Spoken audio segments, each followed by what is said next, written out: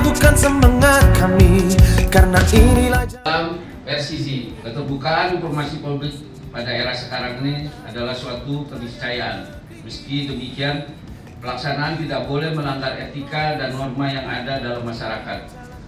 Rekan-rekan sebagai pembantu Humas tidak boleh menghindar dari teman-teman media, kemudian memberikan informasi yang dibutuhkan oleh masyarakat dengan keterbukaan, tentunya sesuai dengan koridor peraturan perundang-undangan yang berlaku.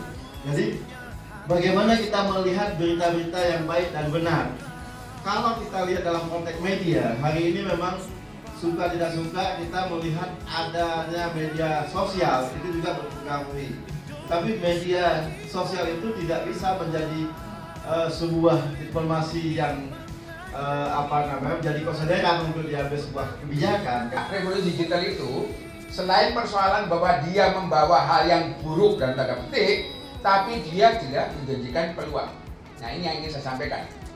Jadi media Polri itu sekarang menemukan momentum dari revolusi digital.